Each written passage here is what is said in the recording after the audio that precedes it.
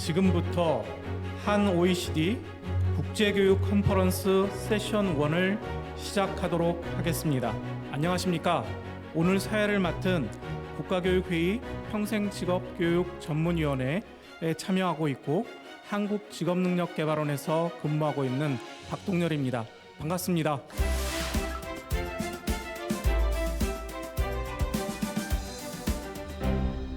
이번 한 OECD 국제교육 컨퍼런스는 미래교육 2030, 더 나은 삶을 함께 만들어 갑니다 라는 대주제로 진행됩니다. 우리 교육 시스템은 그동안 많은 성과가 있었음에도 불구하고 급변하는 미래 환경 변화로 인해서 단절, 분절, 그리고 소외 현상이 더욱 심화될 것으로 전망되고 있습니다. 우리 교육이 당면한 분절, 단절, 소외의 한계를 극복하고 새로운 2030, 미래교육의 방향과 과제에 대한 구상을 공유하고 토론하기 위하여 6개 세션을 마련하였습니다. 특히 지금부터 진행될 세션 1에서는 일학습 삶이 연계된 유연한 평생학습 체제를 수립하기 위하여 그동안 각계각층에서 제시한 다양한 제안과 심도 있는 논의가 이루어질 예정입니다. 참석하신 분들의 적극적인 참여를 부탁드리도록 하겠습니다. 많은 논의를 하기 위해서 참석자 소개는 생략하도록 하겠습니다. 다만 새로운 교육의 출발점이라고 하는 관점에서 우리 모두에게 다 같이 박수를 치면서 시작하면 어떨까 합니다. 네.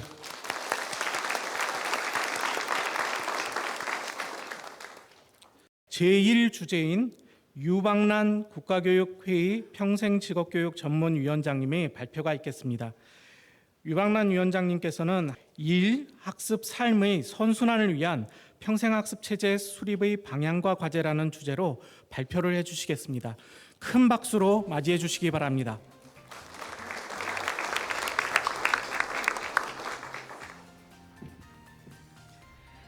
안녕하십니까. 오늘 사회자가 지금 소개해 주신 바와 같이 일학습 삶의 선순환을 위한 평생학습 체제 수립의 방향과 과제라는 주제로 발표를 하게 될 유방란입니다.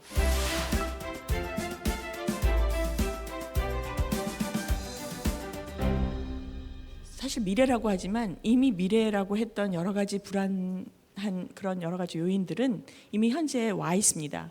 그 문제들로는 여기 화면에서 보시는 것처럼 4차 산업혁명이다 하면 제일 먼저 사람들이 생각하고 있는 불안 요소 중에 큰 게 일자리 상실이라고 합니다. 인구 절벽 문제, 우리나라 매우 심각하죠. 세계 최저출산율을 기록하고 있으니까요. 임금 격차 별로 해소되지 않고 오히려 늘어나고 있는지도 모르겠습니다. 사람들은 더 이상 교육을 통한 계층 이동의 희망을 별로 없다고 생각하는 경향이 더 늘고 있고요. 성장률은 둔화되고 있고 사회 안전망은 우리가 기대하는 만큼 충분하지 않고 또 사회 관계망 역시 부실한 그런 상황입니다.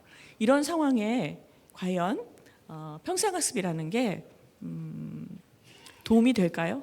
이런 우리가 안고 있는 사회의 문제를 해결하는 데 도움이 될까요?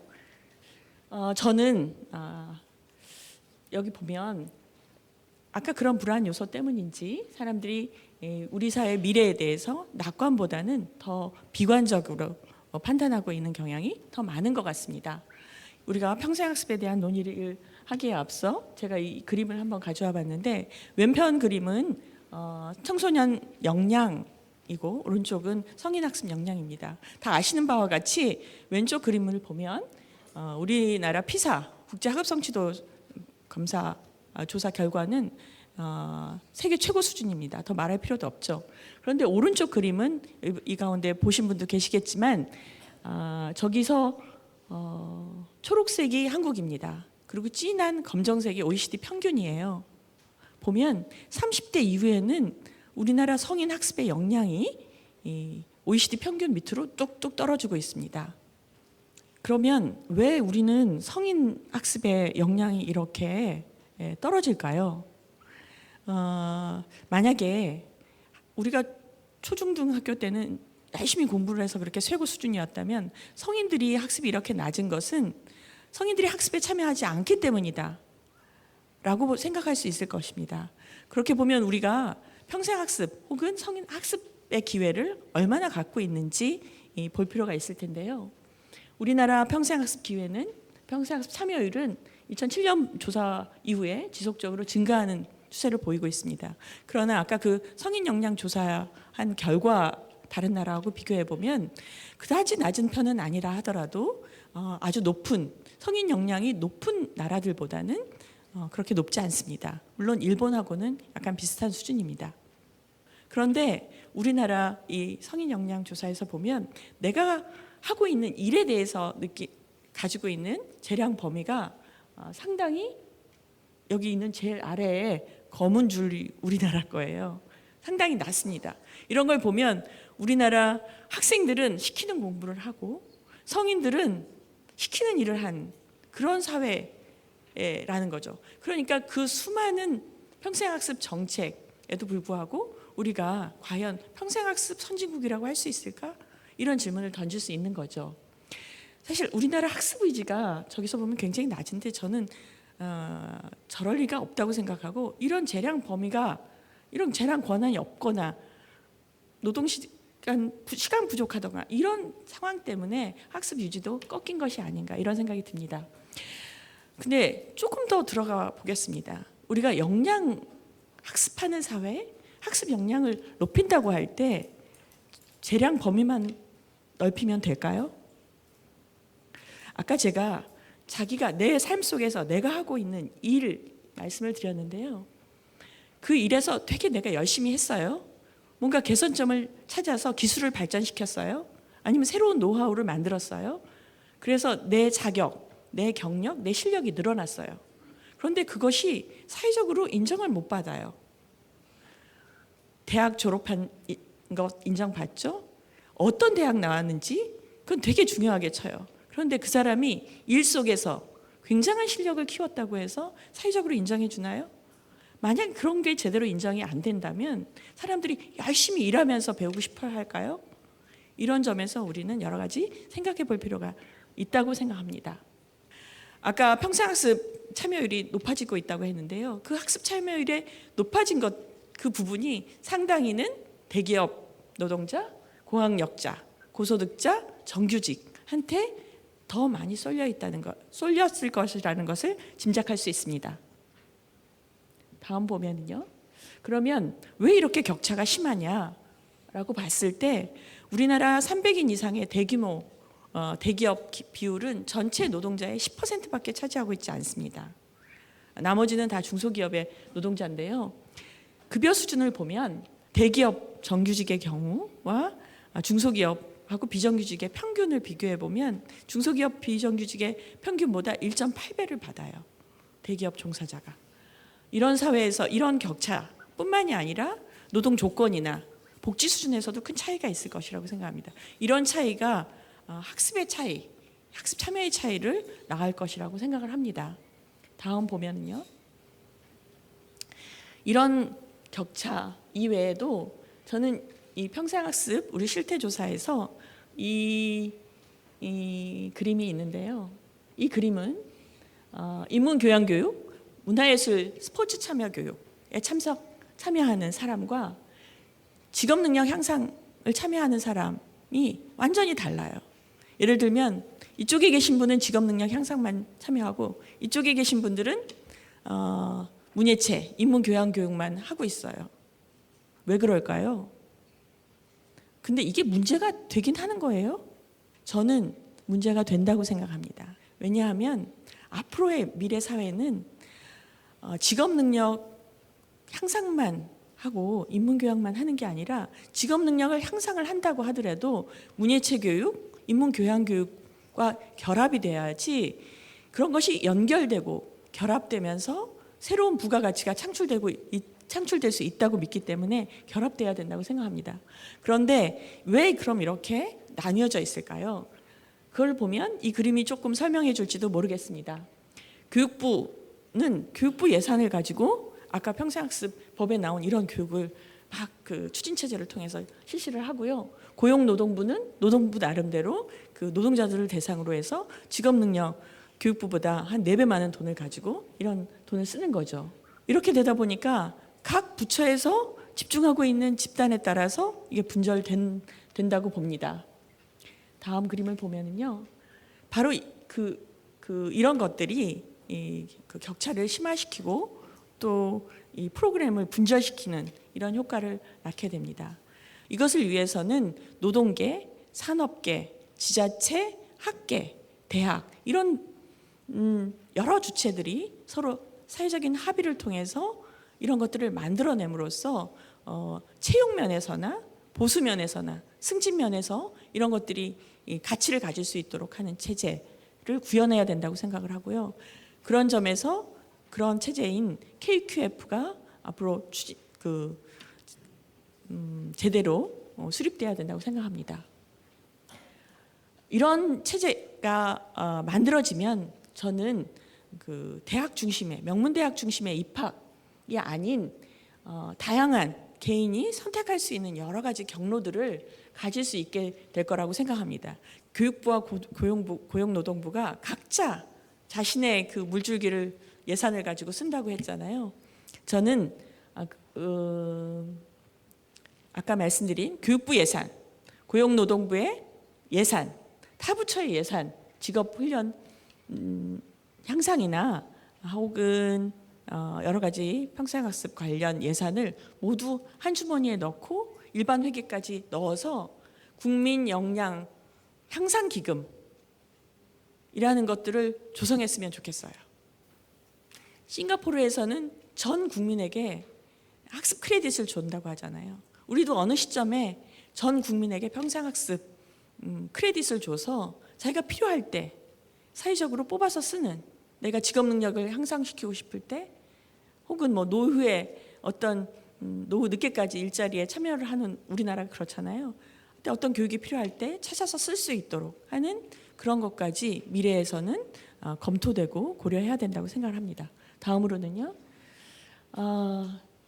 우리의 학습자 주체성을 인정하고 생활 세계 속에서 다양하게 내 문제를 가지고, 내 일의 문제를 가지고 직장에서 혹은 지역사회에서 다양하게 학습 조직을 만들고 그 안에서 생활 정치, 학습 정치를 통해서 그런 것들이 정책에 적극적으로 반영될 수 있는 그런 통로들을 마련해서 그냥 참여가 되는 게 문제가 아니라 참여된 것이 정책으로 반영되는 여러 가지 구조들을 만들어내는 것이 매우 중요하다고 생각을 합니다. 자, 이렇게 이런 의제들을 통해서, 이런 방향들을 통해서 우리는 미래 사회가 미래 사회에 지금부터 만들어갈, 우리가 함께 만들어갈 미래 사회가 누구나 삶 속에서 양질의 학습권을 누구나 보장받을 수 있는 이런 미래 평생 학습 체제가 수립될 수 있을 것이라고 생각합니다. 경청해 주셔서 감사합니다.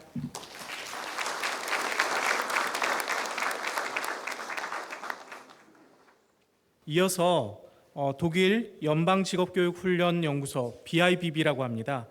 BIBB에서 오신 바바라 햄케스 씨를 소개해 드리겠습니다. 잘 아시겠지만 연방직업교육훈련소인 BIBB는 독일 내에서 평생 직업교육 훈련 연구를 담당하는 핵심 기관입니다. 바바라 햄케스 씨는 연방직업교육훈련연구소에서 혁신 성인교육 부서장을 지금 맡고 계십니다. 학습자의 다양한 발전 경로를 보장하는 독일의 평생학습 사례를 주제로 해서 발표해 주시겠습니다. 큰 박수로 맞이해 주시기 바랍니다.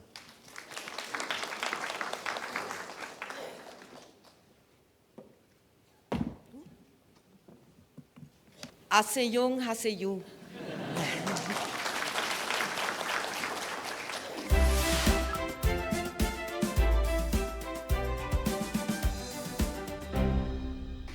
Thanks for the invitation to this very interesting conference. I feel very much honored to be able to present you what we are doing in Germany regarding further education. But first, I have to disappoint you. We we do not have a system of lifelong learning. It's not a system, not a coherent system, but it's a wide range of opportunities, of funding, consultancies, and offers in further education that we have. And a lot of this connects to what you have presented.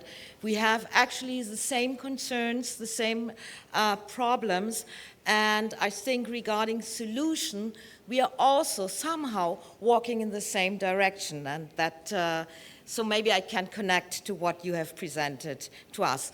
The first really important pillar of further education in Germany is a variety of legal frameworks. So it's mainly within public law. We have, for example, a Vocational Education and Training Act, which is called the BIBIC. And we have on the state level and on the Länder level, which comes close to your provinces, we have all other acts regarding general education, higher education, and adult education. In social law, there is all the further education that is connected to employment and actually unemployment. The vast majority of public funding that goes into further education is within this legal framework of social law. In civil law, which is very important in Germany as well, we have the labor law, and we have some regulations for paid educational leave, and which is more important, collective bargaining. The vocational education and training system in Germany is based on the social partnership between trade unions and the companies. Actually, that is the, let's say, the root of the vocational and education training system in Germany historically, and therefore further education also is regulated or at least designed or negotiated between the social partners in Germany. And last but not least, tax law is important because you can deduct training costs, training fees from your income tax. And some of the organizations, charity organizations or NGOs who are providing further education also can deduct from taxes what the expenditures for further education. So regarding the time, you see the activities, most of the activities are within the company, and half of the time people spend for further education is within in-company training, and then 1/4 is giving to occupational further education, and the last quarter for individual non-occupational training. So this is regarding the money. And let's say the rough formula is 1/3 of all the costs for further education are provided by either the companies, the individuals, and public funding. That is the ratio. Like 1/3 by companies, 1/3 by the individuals, and 1 by public funding. And you see over the years, but you can clearly see that in 2009, the financial crisis hit Germany, and the public funding for further education increased significantly. These are the pillars. Let's go to my friends, and let's see what pathways for further education you can use for the very different needs people have to be trained. Let's have a look at Mike. Mike is a typical dropout. You know, he wasn't interested in school, wasn't interested in college, wasn't interested in vet. So with 29, he still is unemployed. He hopped from job to job, but now actually he met, and now, he wants to format a family, wants to marry her, and he thinks that now he should go and really learn for a good job and a well-paid job. And so he's going to take part in a policy program that was negotiated between the Ministry for Education and Research and the chambers, which means that he can go a regular VET program with, let's say, parts, modules of the VET program over 4 years. And this is a specific program that they have worked on in Germany, and that actually should allow people like Mike, dropouts like him, young woman, young man who came a little bit late with some kind of an official vocational degree, so that they do not, have the status as an apprentice, but, like a real worker in the company, and they can do modules of the regulated vocational program. This will be funded and supported by the company and also by schools from outside.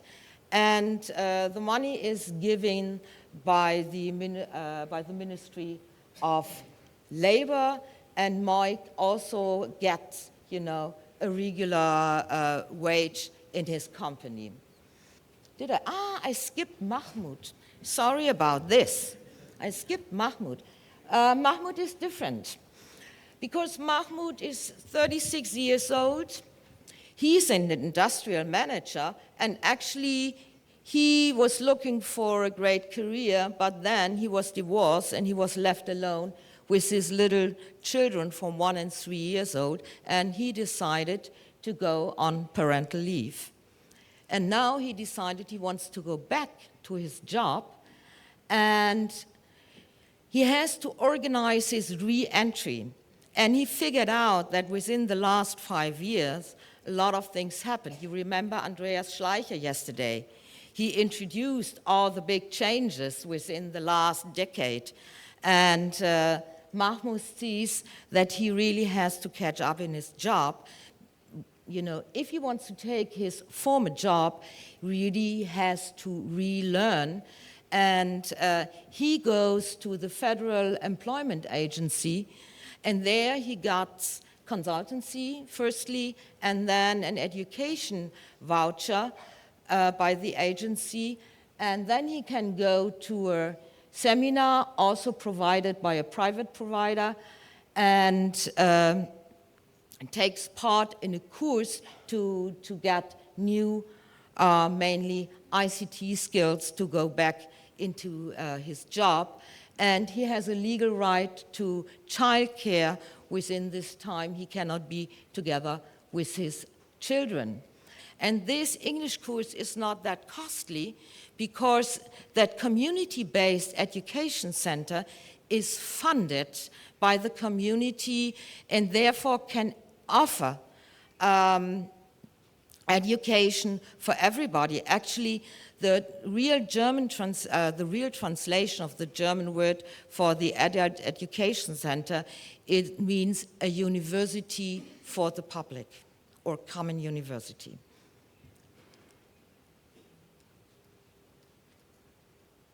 And now let's go to Ole. Ole is 56. Ole is very passionate about his job. He's a nurse. But the problem is he has problem with his back. And therefore he's not able anymore to do the quite exhausting work that a nurse has to do working with the patients. So Ole just thinks about, and he thinks he's too old to resign. And then he consults with the Federal Labor Agency, and they come up with the idea that Ole can take part in a program which was recently set up between from the Ministry of Adults, Elders, Young People, and so on, which is a program that was specially designed to secure geriatric nursing in Germany. I think you have maybe a quite similar problem here in Korea, because the population is getting older, and we need nursing for the older people, but we really have problems to find people to do this. And Ola has the possibility to take part in a program for teachers. So he's becoming a nurse teacher at a public school, and therefore he needs some retraining within this nursing school. But because of this special program, he can take part, and the majority, or we have somewhat like a social selection and segregation. People who are well trained are taking part in further education mainly. People who are not that well trained, people with, let's say, no real occupation, something like this. People on the shop floor, they don't take part that much in further education. So we have, a social division of taking part, and the people with low skills, do not have real access to the system. And actually we see it as a political challenge to increase the possibilities they have to take part in further education. And therefore, the employment agency in Germany should be transformed towards an employment and qualification agency, which means not only in the case you lose your job, you will have the right for further education, but also while you are within the job, you get consultancy by the agency and maybe paid further education. The fundings of the employment of further education will be reviewed, but learning to learn and be supported within the learning process is one major challenge, specifically for people who are low-skilled.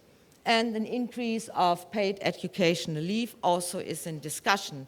And what might be even more important is that the Länder and the communities and the federal state are now starting to put together all the different forms of funding and consultancy together to build up maybe not a system, but maybe one more coherence between the specific forms of fundings, consultancy, and so on. And I think we are on a good way.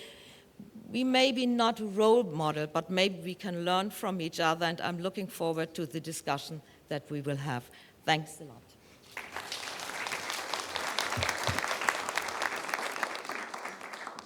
네, 구체적인 사례를 통해서 독일의 평생학습 흐름을 상세히 소개해 주신 바바라 햄캐스 씨에게 감사드리면서 다시 한번 뜨거운 박수 부탁드리겠습니다.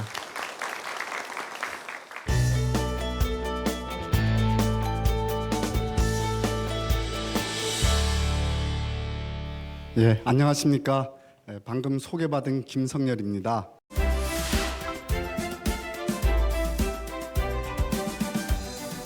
그러면 먼저 대전광역시 강영희 과장님께서 토론을 하시겠습니다. 소개받은 강영희입니다.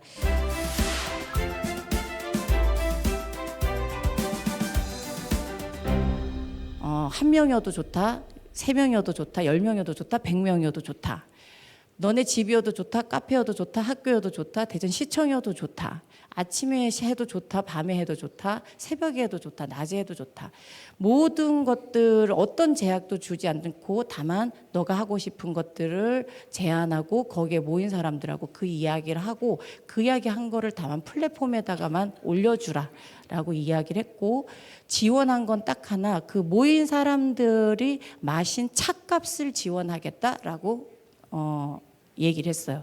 그래서 처음 이게 될까 이제 이런 걱정이 좀 되는 거잖아요. 그래서 파일럿 프로그램을 했을 때 30개 정도가 모였고 이거 되네 하고 제대로 시민들로부터 펀딩을 받아서 제대로 열었을 때 2018년도에 170개의 테이블이 만들어졌어요.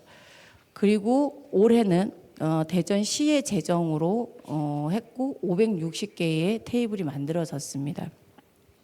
저는 그 시민성을 키우는 교육이라는 거가 별도로 분리돼서는 안 된다라고 생각을 하고 있고요. 그래서 이 시민성이 키워지는 과정을 만드는 플랫폼을 공공재정에서는 저는 좀 부담해야 된다고 생각해요. 최근에 다양한 플랫폼들이 구성되고 있고 공유경제나 뭐 이런 것에서도 또 플랫폼들이 구성되고 있는데 한 가지 우려는 이 플랫폼들이 대기업의 소유로 가는 것들에 대한 우려가 저는 좀 있고 플랫폼 자체를 공공 재정으로 또는 좀 만들고 그것들을 공공성 있게 좀 제공할 때 그 플랫폼을 통해서 약간 학습의 평등권 또는 접근의 가벼움 이런 것들을 좀 담보할 수 있지 않을까 싶습니다. 네, 이상입니다. 예, 시간을 충분히 드리지 못해서 죄송합니다. 강영희 과장님의 직책이 공동체 정책과장입니다. 그러니까 그 대전광역시에서의 정책개발 과정에 주민의 참여가 곧 평생학습 과정이다라는 말씀을 하셨는데요. 제목 자체가 발표 내용을 요약하고 있다고 생각을 합니다. 이어서 우리 김지현 그 청년 유니온 노동팀장의 발표가 이어지겠습니다.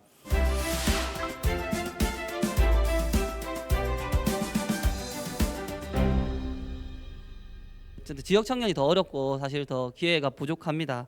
그리고 비진학 청년도 마찬가지입니다. 이들에 대한 대안들이 좀 필요할 것 같은데 저는 일경험의 제공과 그리고 경력 형성을 위한 지원들이 꼭 필요하다 생각하고요. 아직까지도 우리 사회의 안전망은 청년들에게 부족하다고 생각을 합니다. 그것을 이루기 위한 기회들을 적극적으로 보장해 주었으면 합니다. 그런 점에서 이제 학습 크레딧이나 수당 같은 제도 저는 보면서 바로 됐으면 좋겠다는 생각하는데 아직 먼 일이라고 하더라고요. 네, 그리고 좀 지자체에서 좀 어떤 모범적으로 실험하고 있는 뭐 갭이어 정책 같은 거 있지 않습니까? 내가 어떤 진로를 선택할 수 있는지에 대해서 기간을 정함을 두고 조금의 여유를 줄 수 있는 그런 정책들도 마련되었으면 하는 바고요. 내가 학력이라는 어떤 그 정해진 스펙들 사회가 정한 룰에 따라서 내가 일자리를 선택하는 것이 아닌 KQF와 같은 이런 안전망들도 좀 구축되었으면 더욱 좋겠다. 그리고 조금 더 이 사회 전반에서의 많은 사람들의 어떤 사회적 시선 이 시선들이 이들 역시도 직업의 귀천을 정함에 있어서의 학력이 모든 것을 결정할 수밖에 없는 이 구조에서 조금이나마 소득 격차를 완화시켜주고 조금의 학습 경험을 통해서 또 이것이 직업으로서의 어떤 임금 상승으로서의 기대 조건의 변화나 나의 일을 함으로써의 어떤 기회가 조금 더 보장될 수 있는 것들이 형성된다면은 학습을 좀 마다하지 않고 다들 좀 더 현장에서 좀 내 것으로 체화해가면서 사회에 필요로 하는 어떤 교육 인재들로서 자리매김할 수 있지 않을까 싶습니다. 네, 짧은 시간이지만 그리고 부족한 발제이지만 이 청년들의 어려운 현실들에 적극 반영해서 이 청년들이 교육에 스트레스를 받거나 중단하는 것이 아닌 새로운 교육 기회를 통해서 다음을 좀 더 기대할 수 있게 만들어 주셨으면 합니다. 감사합니다. 예, 고맙습니다. 김지연 팀장의 저 토론 제목이 비진학 지역 청년들에게 변두리여도 괜찮은 교육을 기대합니다. 높은 사다리를 부수고 안전한 울타리를 만들자인데요. 이게 아마 높은 사다리는 획일적인 공고한 학교 교육 제도인 듯하고 변두리여도 괜찮은 교육은 평생 학습 체제가 아닌가라고 생각을 해봅니다. 이어서 한국 노동조합 총연맹 사무처장이신 이경호 님의 토론이 이어지겠습니다.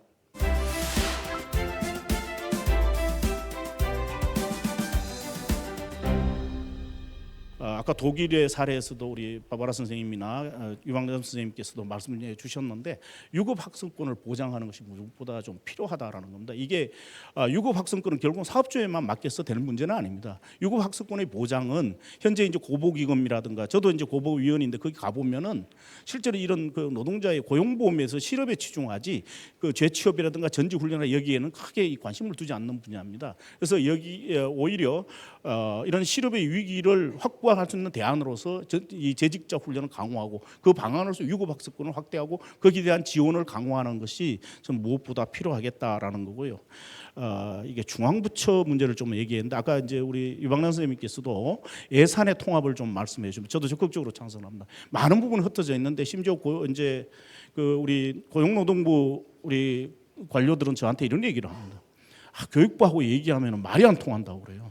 그러니까 그러한 얘기가 뭐냐면 각 부처에서는 각각의 정책을 가지고 각각의 그 부처가 추진하고 있는 목표에 맞춰서 그 제도를 시행하고 있기 때문에 이게 말이 안 통할 수밖에 없는 거거든요. 이게 이제 컨트롤 타워의 부재인데 저는 예산을 통합해야 되는 부분도 맞지만 정부 부처가 각 그 추진하고 있는 고용과 직업 능력 개발 교육 평생학습 이런 교육들을 통합적으로 만드는 그 시스템도 무엇보다 중요하다고 생각합니다. 이것들이 향후에 우리 평생교육 체제 그리고 그거를 통한 우리가 이제 지속 가능한 삶을 만드는 중요한 저는 역할이라고 생각하고요.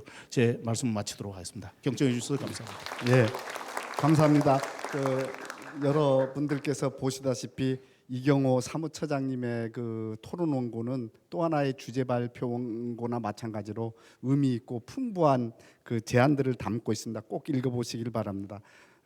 노동시장의 변화에 따라서 노동자의 이행이 불가피하게 일어나는데 이 과정 속에서 원활한 이행을 위해서는 결국은 평생학습제도가 굉장히 중요하다. 그리고 교육훈련이 중요하다라는 말씀을 해주셨습니다. 이어서 SK이노베이션 조은기 고문께서 토론을 이어가겠습니다.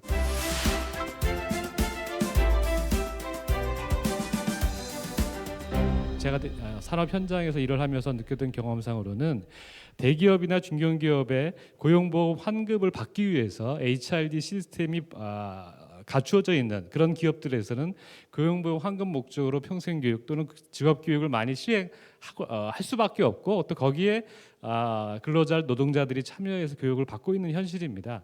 그건 사실은 어떻게 보면 직접 교육을 받아봤던 저와 같은 사람 입장에서는 평생 학습, 평생 교육이 아니라 그냥 회사가 환급받기 위한 형식적인 목적으로 하는 교육이 아니었나라는 생각이 좀 들고요.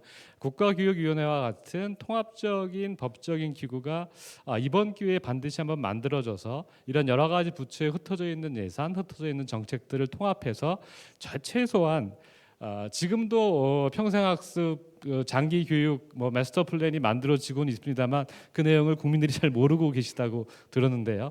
이번에는 일단 국가교육위원회에서 만드는 이런 평생학습 장기 교육이 널리 한번 좀 제대로 만들어질 필요가 있겠다는 생각이 듭니다. 시간이 많지 않아서 마지막으로 하나만 좀 말씀을 드린다면 저는 그냥 개인적으로 생각해 봤을 때 우리나라가 가지고 있는 제도 시스템 중에 가장 잘 돼 있는 제도 중에 하나는 국민건강보험인 것 같습니다. 국민건강보험에서 특히 우리 국민들 모두에게 평생 건강권이 보장되어 있는 것 중에 하나가 정기적으로 해야지는 건강검진이라고 생각이 됩니다.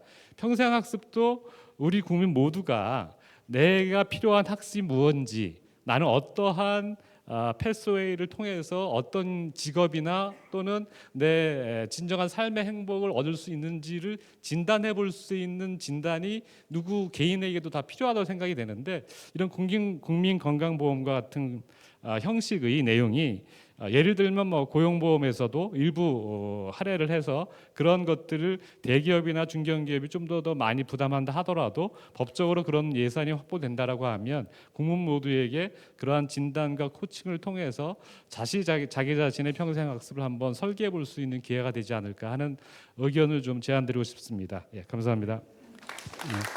예, 감사합니다. 평생 학습에서의 양극화를 해소하기 위해서는 여러 부처와 다양한 기관들이 실시하고 있는 그 평생 교육과 관련된 것을 종합적으로 체계적으로 관장하는 기구의 설치가 필요하다는 말씀이 특히 귀에 와 닿습니다. 예, 이제 마지막으로 현영섭 경북대학교 교수께서 토론하시겠습니다.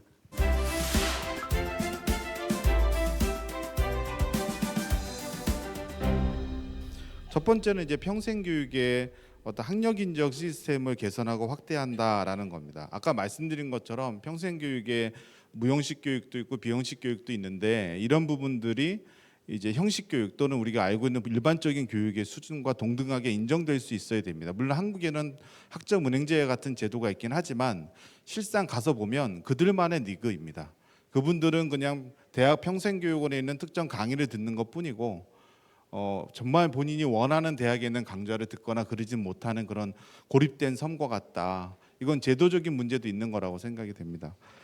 두 번째로는 평생교육 운영 주체의 다양화입니다.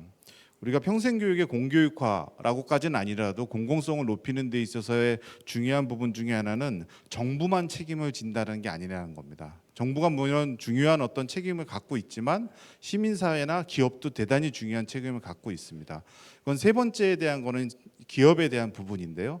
아까 그 독일의 사례를 보면 그 예산을 이렇게 분배하는데 정부와 기업과 시민사회가 같이 이렇게 3등분 정도씩 분배를 하고 있는 것 같습니다.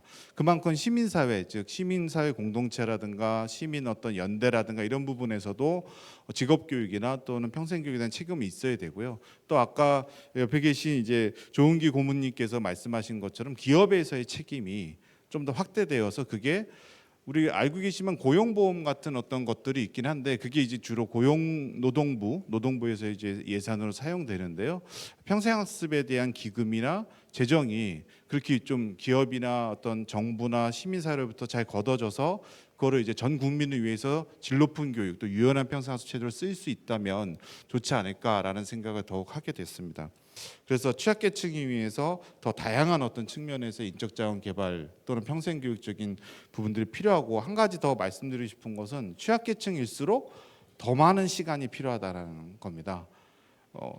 빨리 금방 하고 금방 뭔가 달성할 수 있을 것처럼 생각하지만 전혀 그렇지 않거든요. 그래서 저는 오히려 더 그 큰 배려와 질적인 부분에서 유연성이 아까 표에서 그림에서 보시다시피 좀 더 그 질적으로 보완되고 해야 될 부분들이 취약계층을 위해서 좀 더 많은 부분들이 배열해야 되겠다라는 그런 말씀을 드리고 싶습니다.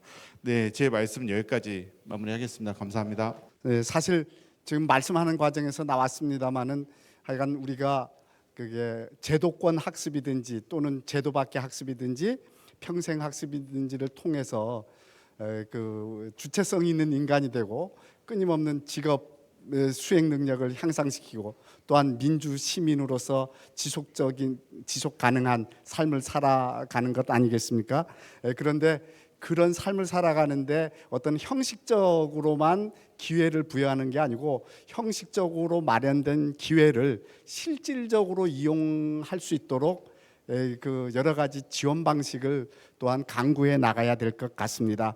그 분절된 여러 가지 학습 체제들이 앞으로는 평생 학습의 관점에서 학습 생태계를 그 형성해 나가야 된다고 했는데 아마 그 이러한 그 국가교육회의가 앞으로 마련할 2030의 그 학습 체계의 비전과 발전 방안에는 평생 학습을 중심으로 한 학습 생태계 구성 방안에 대한 내용이 담기지 않을까 생각합니다.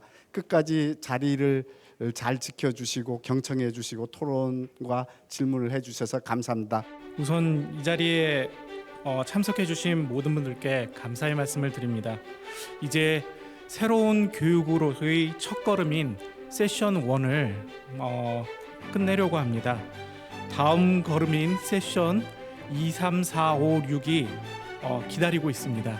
그래서 세션 1의 마침에 대한 아쉬움과 또 다음 세션에 대한 기대감을 가지고 발표자분, 그리고 토론자분, 그리고 좌장분, 그리고 참석한 우리 모두에게 큰 감사의 박수를 치면서 마무리하면 어떨까 합니다. 감사합니다.